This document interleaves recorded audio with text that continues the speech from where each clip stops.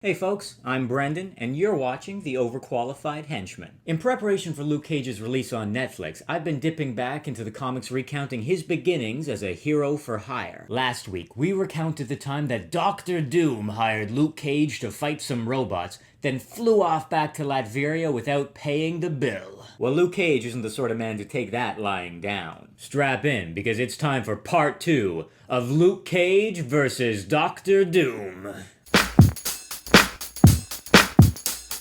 Issue number 9 opens with Luke Cage busting into the Baxter Building, home of the Fantastic Four. Luke handles the introductions with his usual charm, meaning a brawl breaks out, until he gets around to explaining that, hey, he just wants to borrow a rocket ship.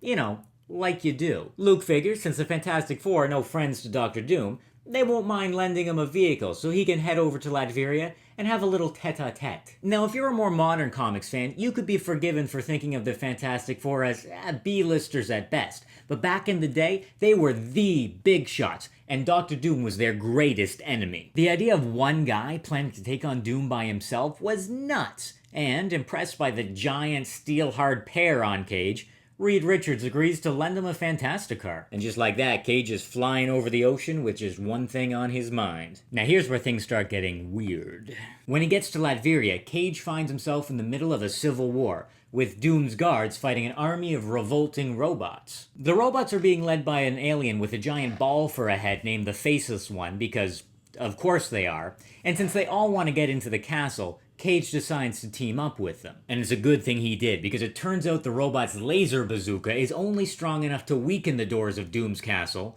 which is named Doom's Castle. Cage's fists finish the job, and he charges through the front gates, looking to pay his respects to their host. This is it, Doom! Luke Cage is here to collect what you owe him. Cage finds Doom's throne room and utters one of the most amazing pieces of dialogue ever put to paper. Where's my money, honey? You know, we live in a tough, cynical world sometimes, and I think it's important to take a moment now and then and appreciate the things that are truly beautiful. Now, when Doom saw the Fantasticar, he assumed that this was some plan by that accursed Richards. And when he finds out Cage is just there for that $200, he can't believe what he's hearing. Maybe Cage didn't notice, but there's a war going on outside. He's a little busy right now. Cage is not impressed, which you might be noticing by now is a bit of a theme with him. Hero for hire is a tough gig, baby, and it'd get that much tougher if he let anybody walk on him. Anybody. Let's face it, there's only one way this is getting settled. Blam! Plakow! Phoom! Cage might have unbreakable skin, but that doesn't mean the power of Doom's armor can't turn his insides to jelly. But he gets an idea. Just like that weakened spot in the doors of the castle, he picks out one point on Doom's armor, and he hits it again, and again, and again. All that damage focused in one solitary spot manages to knock the power to Doom's armor offline.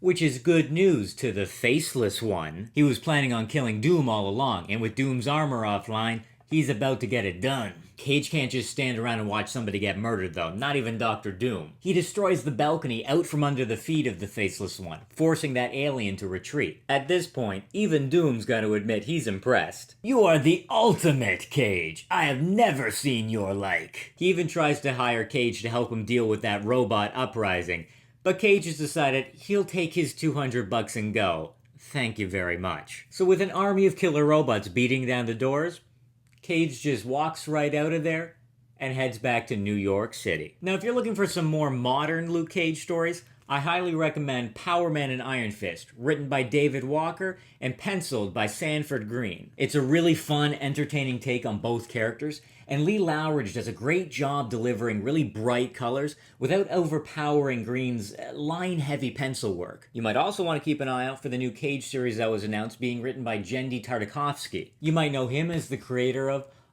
Samurai Jack, Dexter's Laboratory, Clone Wars, Symbionic Titan. From what we've seen so far, that series is going to be a little more of a satirical take, so it'll be interesting to see how that turns out. Thanks for watching. If you enjoyed this video and you'd like to see me recount more classic comic moments, let me know in the comments. You could also let me know what your favorite Luke Cage moment is, and while you're at it, hit me up on Facebook, Instagram, or Twitter. Until then, keep on henching. Can I say the thing? I'm gonna say the thing. Sweet Christmas! That felt really good.